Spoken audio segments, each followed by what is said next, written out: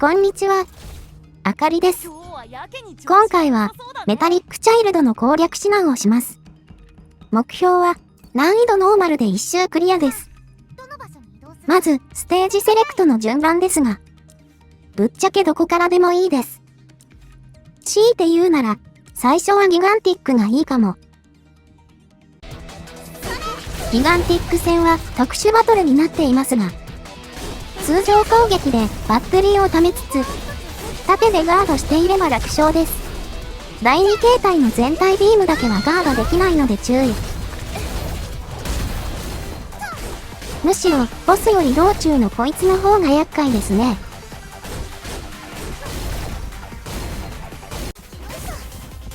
ギガンティックの MC スキルは一定時間無敵みたいなものなので緊急回避として優秀です。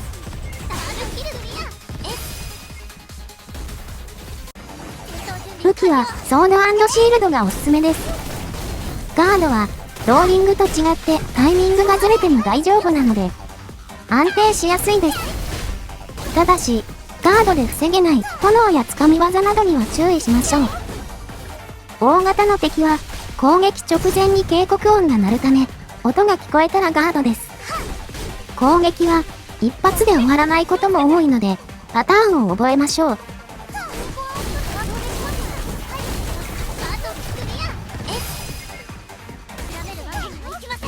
もちろんガントレットやハンマーが弱いというわけではありません。どの武器を拾えるかは運なのでいろいろ使って慣れておきましょう。立ち回りの基本は囲まれないようにすることです。強引な攻撃は被弾につながりやすいので慎重に行きましょう。敵がたくさんいると掴んで投げたくなりますが、掴んで投げる動作に無敵はないので被弾のリスクが高いです。囲まれそうな時は一旦離脱して立て直しましょう。強引な突破はダメ、絶対です。攻撃の基本は通常攻撃です。通常攻撃を軸に立ち回ることで常にバッテリーを確保しておけます。いつでもガードやローリングをできる状態にしておくのが大事です。スキルや投げは単発で使うのではなく、通常攻撃を当てて敵の動きを止めてから使うと比較的安全です。強力なスキルをゲットできた時はガンガン使っていきましょう。攻撃中は叩いている敵を見るのではなく、周りの敵を見ておくのがコツです。そうすれば攻撃中に横から割り込まれそうになってもガードやローリングで対応できます。1対多のゲームの基本ですね。やっぱり基本は大事なのです。探索率 100% になるまで探索するのも基本です。各フロアのボス前に配置されたボックスの開放条件になっているのもありますが、できるだけ強化した方が当然クリアしやすいからです。すべて回ろうとすると被弾も増えてしまいやすいのですが、HP が減っている時ほど回復アイテムが出やすい気がするので、ダメージを負っても諦めずに探索しましょう。だいたい一番きついのはあまり強化が揃っていない1フロア目です。1フロア目で瀕死だったのに4フロア目では HP 全開ってことも珍しくありません。諦めずに粘ってみましょう。強化システムはいろいろあるので最初は戸惑うかもしれません。けれども分かってしまえばなんてことはありません。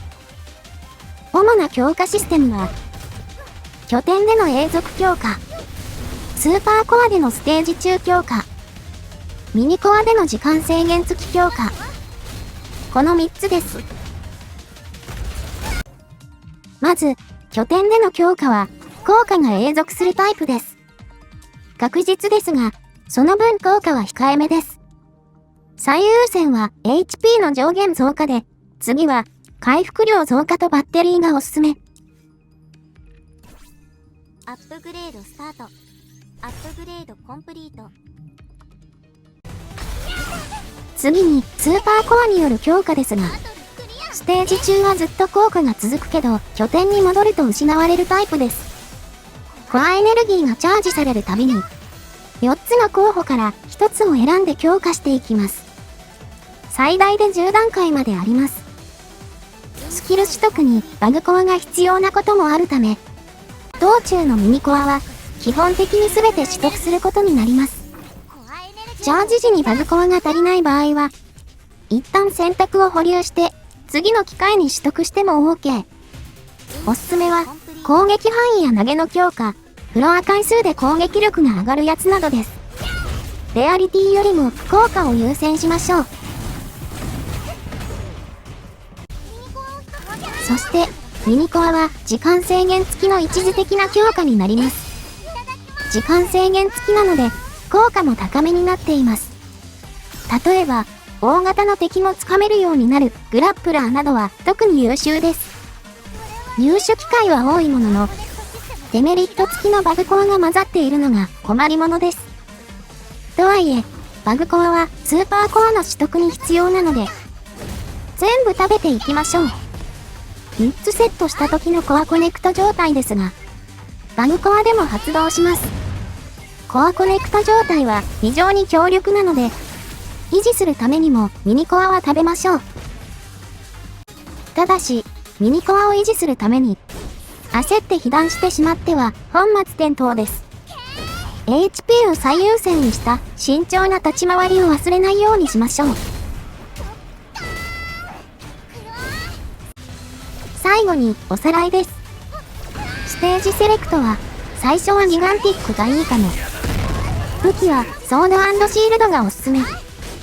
立ち回りは囲まれないよう慎重に。通常攻撃を軸にして常にバッテリーを確保しておくこと。探索率は 100% を目指すこと。拠点での永続強化は HP 最優先。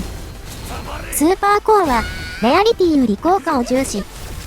ミニコアは全部食べる。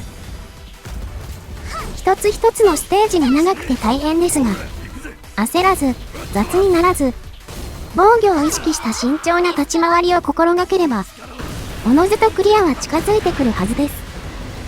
それでは、皆さんの健闘を祈ります。以上、あかりでした。